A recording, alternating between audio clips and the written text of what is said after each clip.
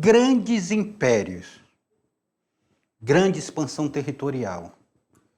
Ao longo das civilizações, nós estamos vendo povos que foram conquistando seu espaço e expandindo o seu território. Nós vimos isso com os persas, nós vimos isso com os gregos, nós vimos isso com os egípcios, nós vimos com os romanos. E agora, nós estamos estudando o mundo islâmico. Os árabes, porque existe essa diferença, o professor Luizmar já trabalha essa diferença com vocês, entre a questão de quem era árabe, o que era o Islã, o que é o muçulmano, essa diferença entre eles. Então, esse povo, ele começa a conquistar uma vasta região, o mundo árabe que depois ele vai se converter ao islamismo.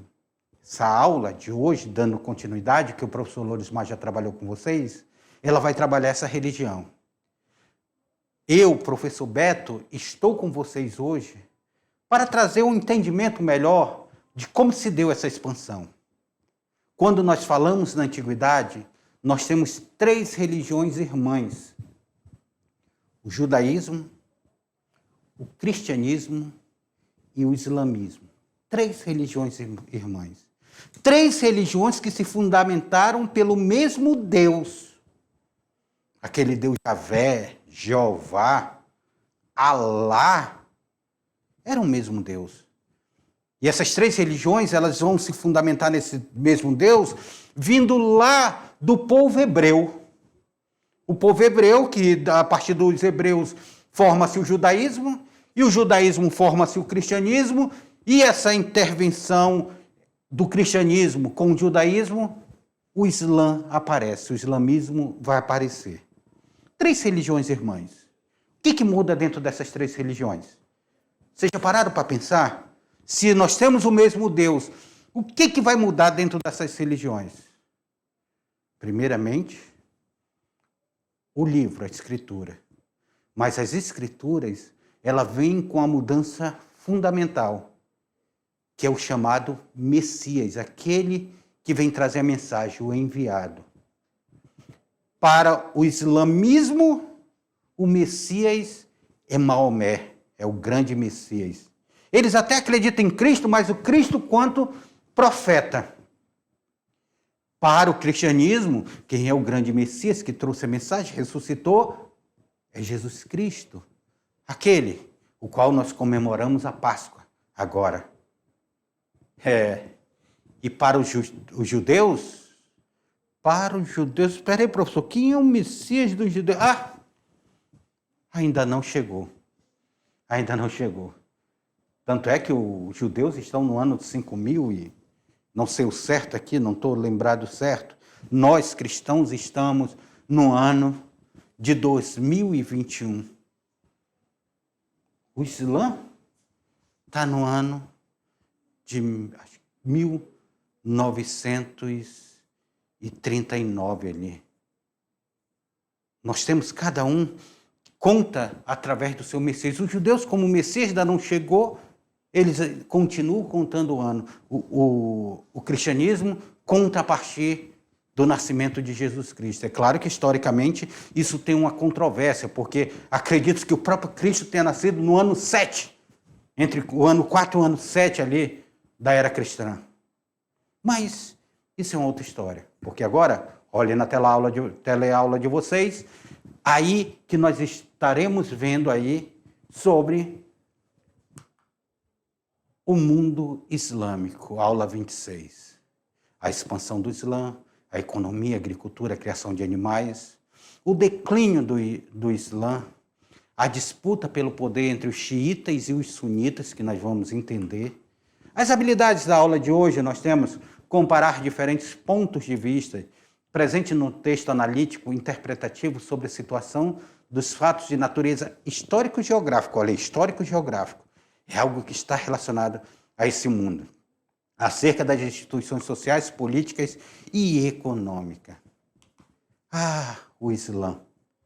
O que é esse Islã? Quem é essa figura chamada Maomé? Vamos colocar aqui uma canetinha aqui para a gente falar sobre ele, Maomé. Ele vai criar teocracia. Separa essa palavra aqui, ó. Vamos separar teo de cracia.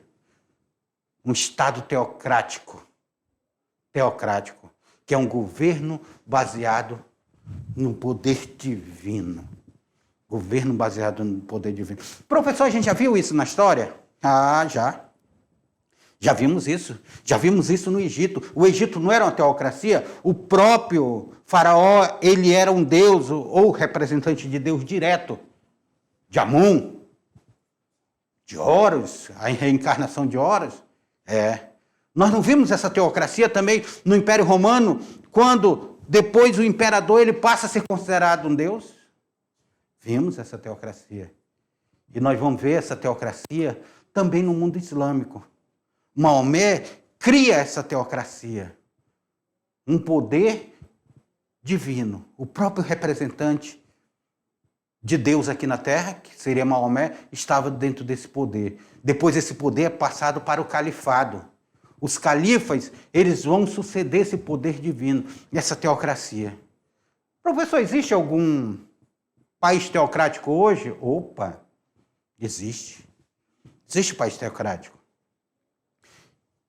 O Vaticano é uma teocracia, nós temos o Papa. O Papa é o próprio líder do Estado do Vaticano. E só pode ser o líder se você for o Papa. Você não pode ser um bispo líder do Vaticano. É o Papa que é o líder do Vaticano. O Vaticano, que é o maior país reconhecido do mundo. E está lá, o Vaticano com o Papa sendo o líder. É uma teocracia. Existem outras teocracias ainda aí no mundo. Alguns países islâmicos, o Afeganistão, nós temos a questão do poder do califa, do poder ali do descendente de Maomé ser controlado o Estado. Porque nós temos um poder teocrático que é diretamente. E nós temos os poderes quando são confissionais, que é uma outra característica, tipo o Brasil. O Brasil, quando era império, ele era confissional católico. Ele tinha uma religião oficial, era o catolicismo. A Argentina tem uma religião oficial. Ele é confissional, ele não é teocrático, ele é confissional. Ele tem uma religião oficial, que é o catolicismo. A Inglaterra é um país confissional. Eles têm uma religião oficial, que é o anglicanismo, os anglicanos. Então, diferente de países confissionais e países teocráticos, tá? Voltando a tela aí para a gente entender, dando continuidade. Então, Maomé morre. E após a morte de Maomé, passou a ser governado por califas. Não é o califa daquela música lá do El Chan, não, né? Esse califa é o sucessor desse profeta, com poderes religiosos, políticos e militares. Então, ele tem poder religioso dentro do Estado. Ele tem um poder político dentro do Estado. Ele é o executivo, ele é o legislativo, ele é o judiciário. E ele tem um poder militar. Ele ainda é o supremo das forças armadas. É ele, o califa. Com a expansão islâmica em direção ao sul da Europa, durante o século XVII, o confronto entre árabes e cristãos foi inevitável, com grande atrito por questões religiosas, tanto Portugal quanto pela Espanha. Direção islâmica, direção dos árabes, direção na Europa. Eles vão tomar ali a Europa, grande parte da Europa. Esse sul da Europa ali vai ser conquistado. Quando nós falamos de sul da Europa, nós estamos falando de países que estão próximos à África. E quando nós falamos, nós já lembramos da Península Ibérica, governada por Portugal e Espanha. Portugal e Espanha, eles vão ser tomados. Depois ele tem as guerras de reconquista, que nós iremos ver mais lá para frente, mas ainda não é o momento. E esses países eles vão ser tomados. Os espanhóis e os portugueses vão ter que brigar muito para expulsar os árabes dali. e eles vão conquistar. Ele tem esse conflito religioso, esse conflito territorial. Então nós temos uma expansão. Olha o reino desse mundo islâmico.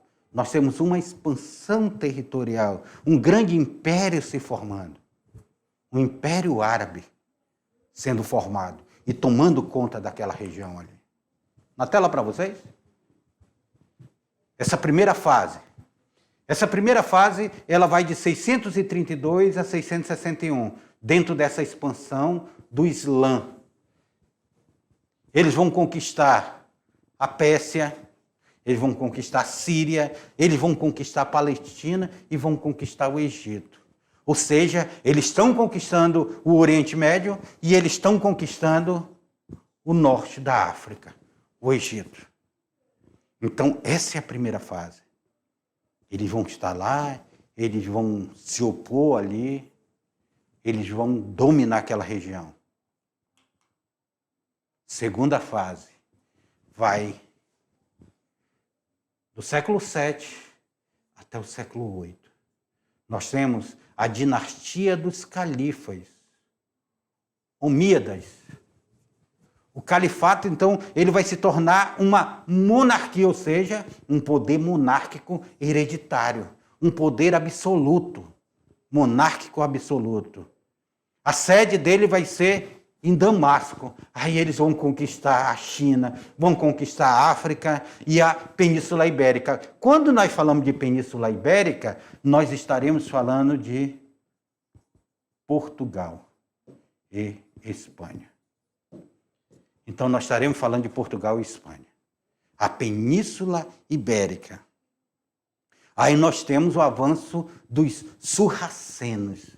Isso aqui vocês vão ver muito quando nós estudarmos as cruzadas. Quando nós tivermos estudado. Falar nisso, assistam depois aquele filme As Cruzadas, já para ajudar vocês no entendimento da próxima aula. Assistam as cruzadas. E nós vamos ver aí os sarracenos conquistando toda aquela região, esses muçulmanos, então, entrando em conflito com a Europa, entrando em conflito na África, entrando em conflito ali na Ásia, no Oriente Médio ali. E chegando até a China, até a extrema Ásia. Essa conquista. Então, eles estão formando um império. Só que eles tiveram um entrave na expansão deles. Quem foi o entrave? Olha aí, ó. Justamente Carlos Martel. Carlos Martel, ele vai no ano de 732, dentro dessa batalha, Poitiers. Carlos Martel, então, ele vai barrar essa expansão dentro do reino franco. Isso aqui tudo a gente vai estudar agora que a gente vai começar a estudar a Idade Média. Os reinos, acho que nós iniciamos com reinos francos, estudando, explicando para vocês. Então, nós temos aqui, ó, essa expansão árabe, essa segunda fase. Tivemos a primeira fase, Pérsia, Síria, Palestina, Egito. Tivemos essa segunda fase, essa expansão na China, na África, na Península Ibérica, barrando-se só pelo reino franco, por Carlos Martel, que vai impedir que eles avancem. Olha aí, ó, aí um quadro sobre a Batalha de Poitiers, 732. Aí um quadro dos árabes contra o povo de Carlos Martel. Esse conflito. É claro que foi um conflito que é pintado pelos heróis europeus, a figura do herói europeu. A terceira fase é uma fase longa. Ela vai de 750 a 1258. É uma fase bem longa. Essa dinastia abássida foi marcada pela ascensão dos persas rumo ao mundo islâmico. A sede do Estado Islâmico foi transferida para Bagdá. Então, o Estado Islâmico, que eles estavam tentando fazer agora. Vocês viram aquele aquele grupo terrorista que se intitulou Estado Islâmico. Eles tentam fazer novamente esse Estado Islâmico. Então, o Estado Islâmico ele vai ter agora sede em Bagdá, porque os persas estão chegando. Os persas estão tomando conta ali da região onde eles tinham conquistado. Essas conquistas muçulmanas, então, elas vão avançar na Europa, e ali, que faz parte da Europa, mas é um pouco mais voltada ao mar Mediterrâneo, dentro da Península Itálica, que é o sul da Itália. Principalmente ali na Sicília, na ilha da Sicília. Então, é uma fragilidade que levou à independência de Córdoba, Espanha, e do Cairo, no Egito. Independência de Córdoba e do Cairo. Essa conquista muçulmana, elas vão avançar pela Europa. Aí, depois de todo avanço, depois de toda essa conquista, depois desse mundo árabe ele ser bastante vasto, esse império islâmico ele teve conquistado vários locais, eles começam a entrar em declínio. Começam a entrar em decadência, eles vão ser barrados. É por isso que quando eles vão com base no Alcorão, eles têm uma passagem que ele fala que o Islã ele tem que praticar a jihad. Sabe o que é jihad? Jihad? Guerra santa. Eles têm que praticar a guerra santa para levar o conhecimento islâmico ao mundo infiel, considerado por eles como um mundo infiel. Cada um coloca sua religião como a outra sendo infiel. O cristianismo ele diz que o Islã é infiel, que eles não poderiam acreditar em Maomé. O Islã diz que o cristianismo é infiel, porque ele não pode acreditar em Jesus Cristo como Messias.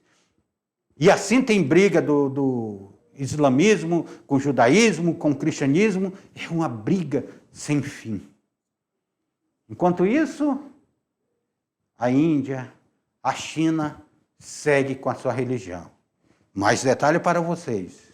Vocês que acham que o cristianismo é a religião que mais cresce no mundo, engano seu. Você vê que o cristianismo está aqui no Brasil apenas o que é católico se transforma em protestante, quem é batista se transforma em pentecostal, tem uma mutação, mas todos nós somos cristãos aqui dentro da nossa sociedade. A religião que mais cresce no mundo hoje é o Islã, tomando conta de várias partes do mundo. Um crescimento enorme. Tá? Segue na tela aí para vocês. Então, nós estamos agora, esse declínio do Império Islâmico. Como é que se dá esse processo desse declínio? Qual é o momento que ele perde força? Nós estamos no século VIII. Nós estamos no século VIII. Quando ele começa, esse império islamita, ele começa a enfrentar uma crise. Por quê? Por quê? Vários povos que foram conquistados, eles começam a reagir. Eles vão reagir contra essa dominação árabe. Eles não vão aceitar mais pacificamente essa dominação árabe. É aí, lembra da Península Ibérica, que nós falamos da Península Ibérica? Aí é onde portugueses e espanhóis vão se unir para expulsar os árabes do seu território. Eles vão expulsar os árabes de seu território. Então, fora árabe, vão dizer naquele momento. E os árabes saem do território. Portugal e Espanha, então, conquistam a sua independência. Reino de Castela, Reino de Aragão, ali se fortalecendo. Os portugueses se fortalecendo. Nós ainda estamos no século VIII.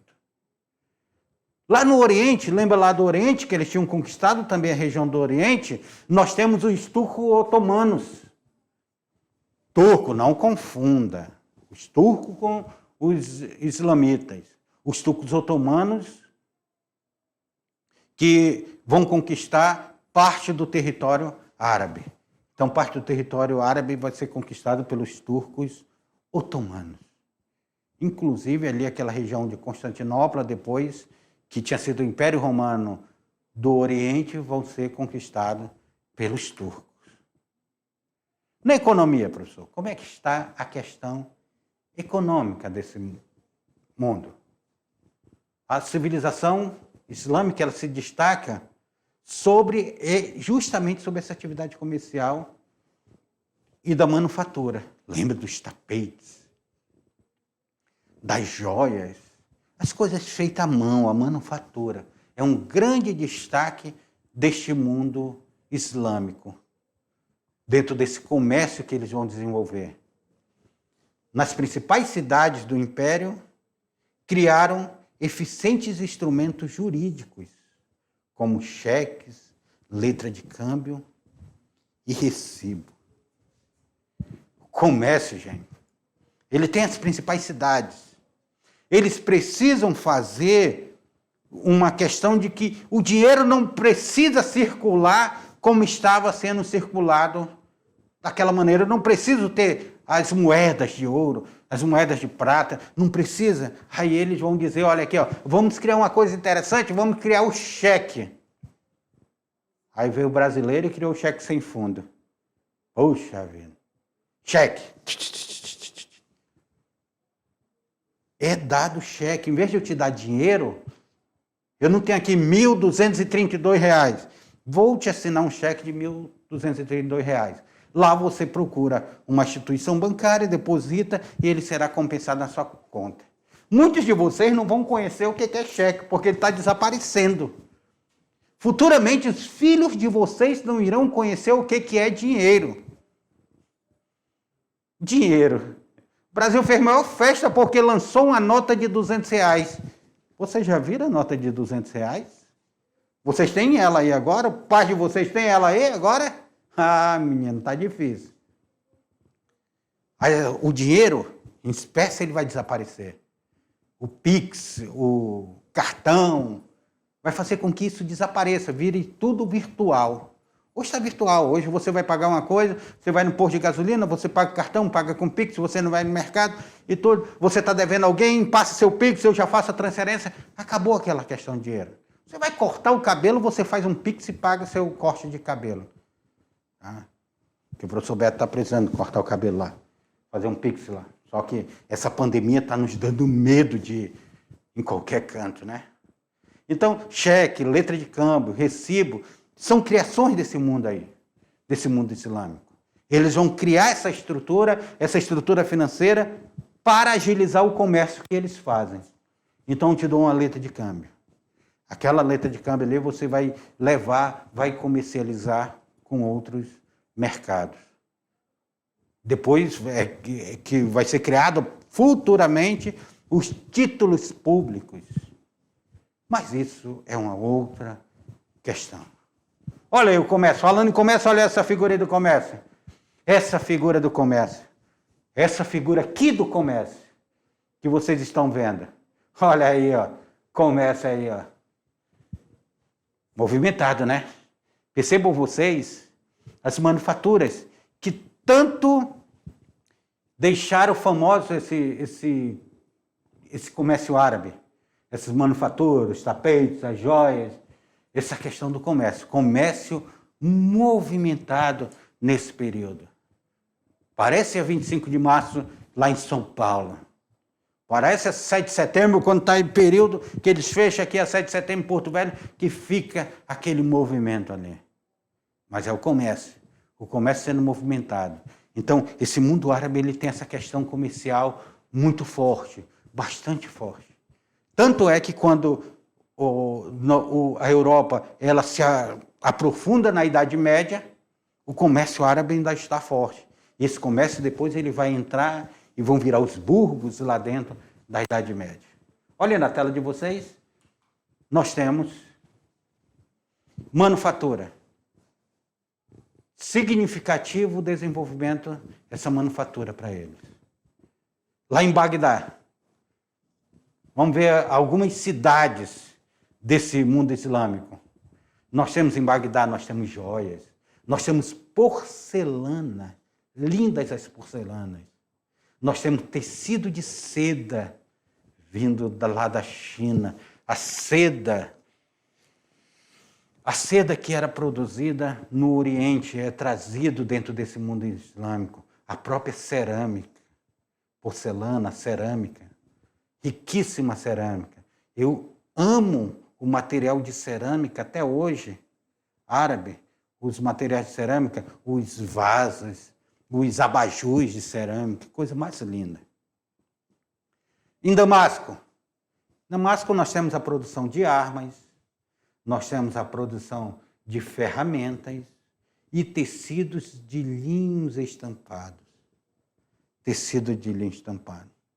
Em Toledo, outra cidade, nós temos espadas e punhais. Gente, vocês já viram um punhal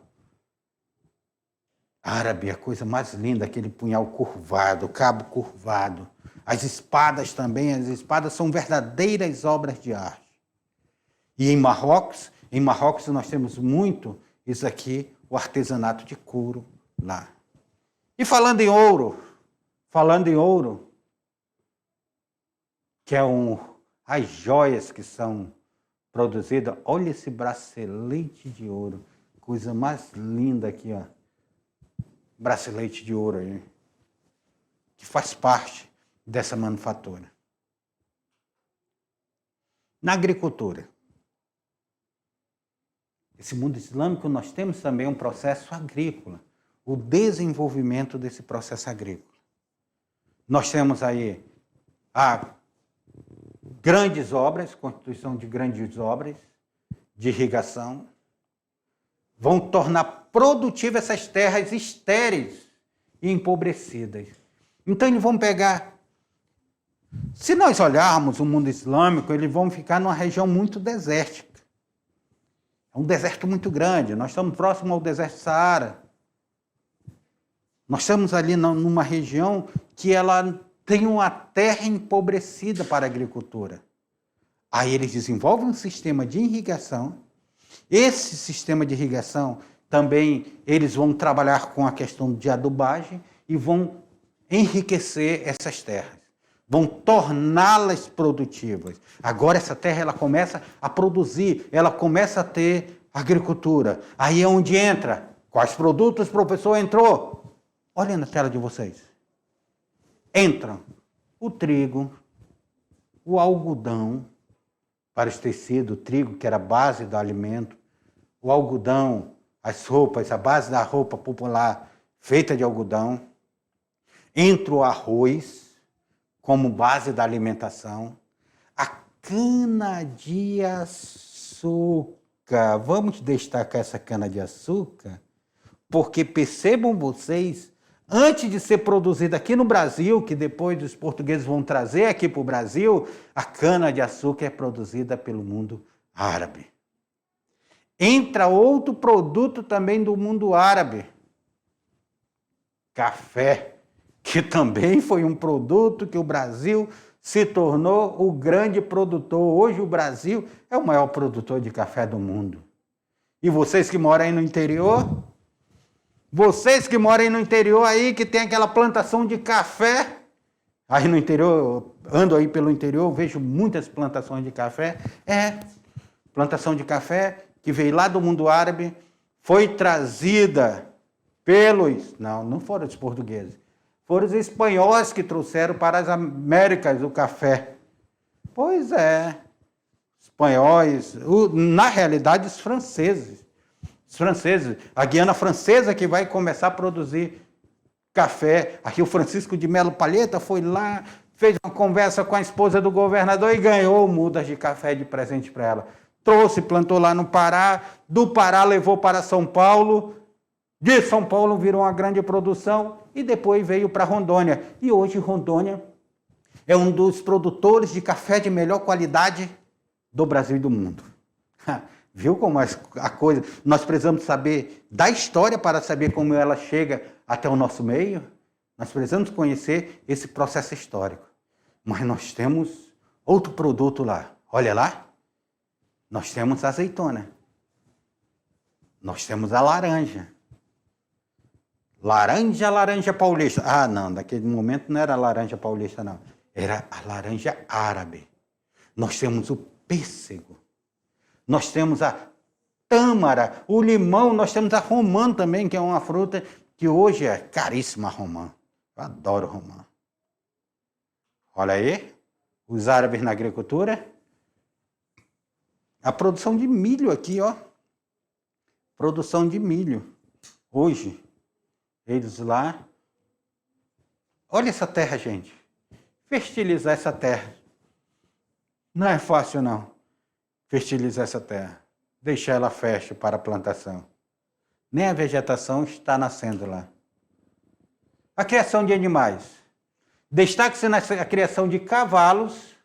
Cavalo árabe é um cavalo super conhecido, cavalo árabe. E caríssimo um cavalo árabe.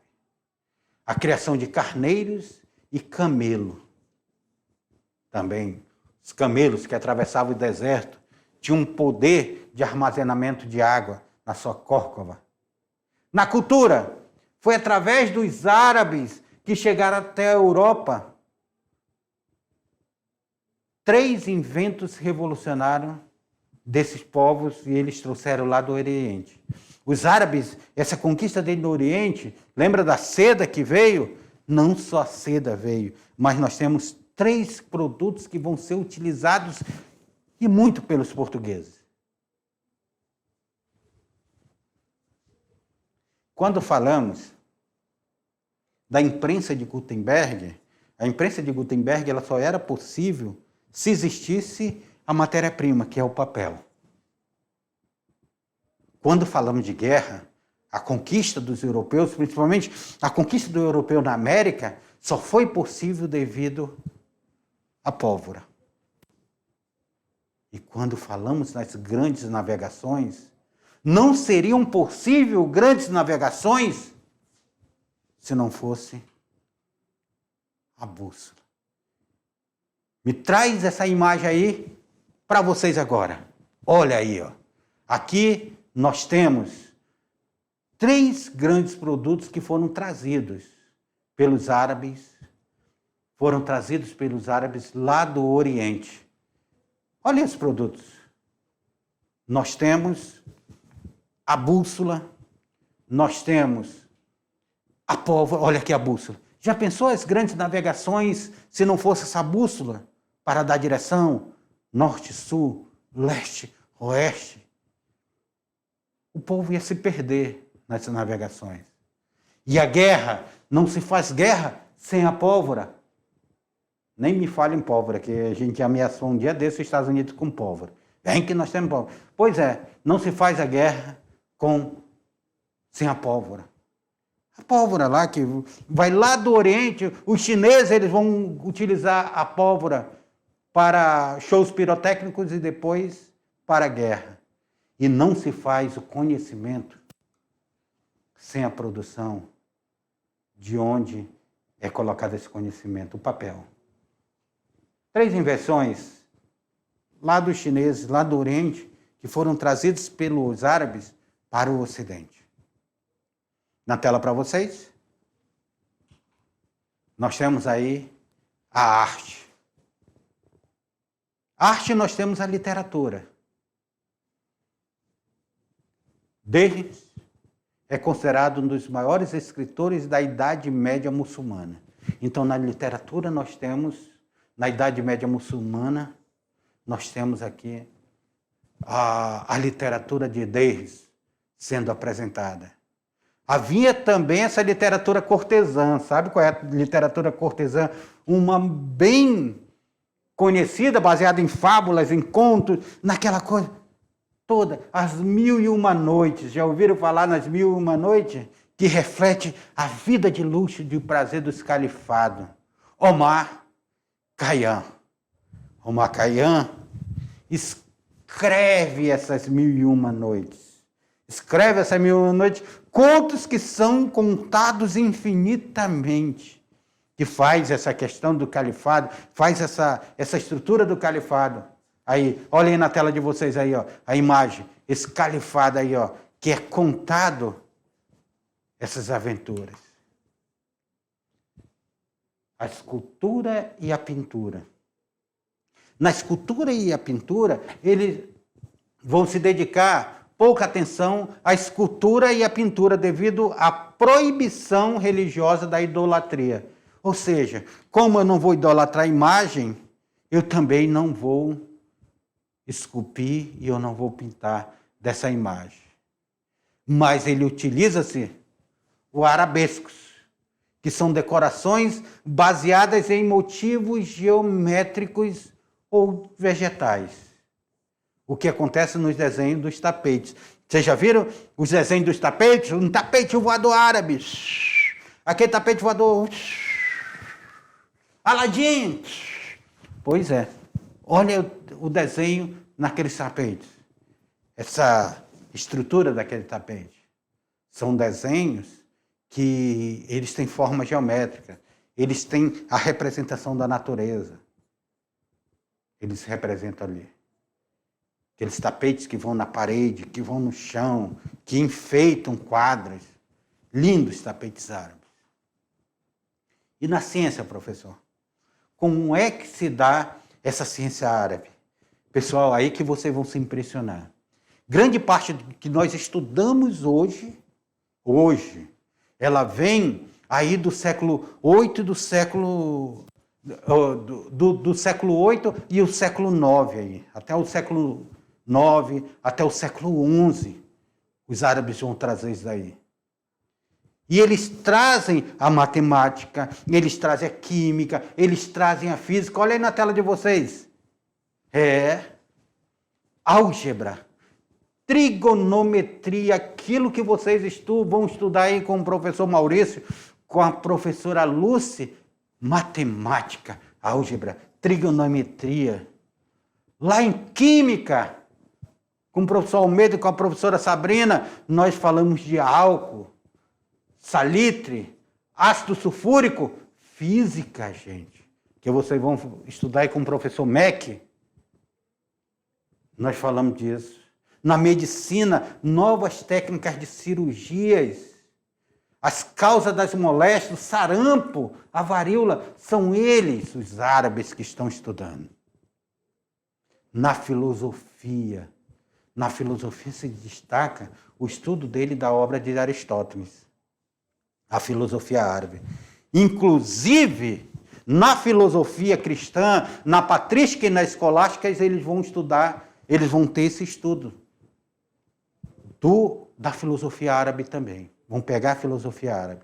Olha aí uma imagem para representar esse grande estudo aí, ó, na física, na química, nos inventos. Aí são os árabes trazendo o conhecimento. Essa figura ela é bem representativa. Agora, os árabes existiam dois grupos. Um se chamava sunitas e outro xiitas. Porque após a morte de Maomé, a religião islâmica não conseguiu manter a sua unidade. Ela vai dividir em seitas, entre as quais destacam justamente os sunitas, que defendem que o chefe de Estado muçulmano, que é o califa, deve unir sólidas virtudes morais. Honra, respeito pelas leis, capacidade de trabalho. Além do Alcorão, que é o livro sagrado deles, aceitam como fonte de ensinamento religioso as sunas, que são livros que reúnem conjunto de tradições recolhidos com os companheiros de Maomé. As sunas, companheiro de Maomé, escreve as sunas. Aí é a oração. Agora nós temos os xiitas. Os xiitas defendem que essa chefia do Estado muçulmano só pode ser ocupada por quem?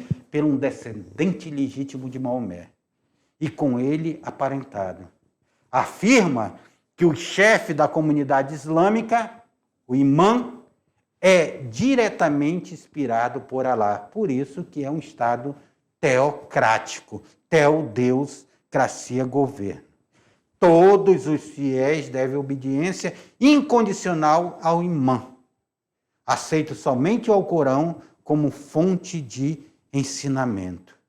E aí nós ficamos com essa imagem. essa imagem aí desse mundo, desses árabes. Porque estudar os árabes, a conquista dos árabes, é importante para o nosso conhecimento, para a nossa sociedade, que é um povo muito desenvolvido e um povo muito organizado. Até daqui a pouco, na revisão.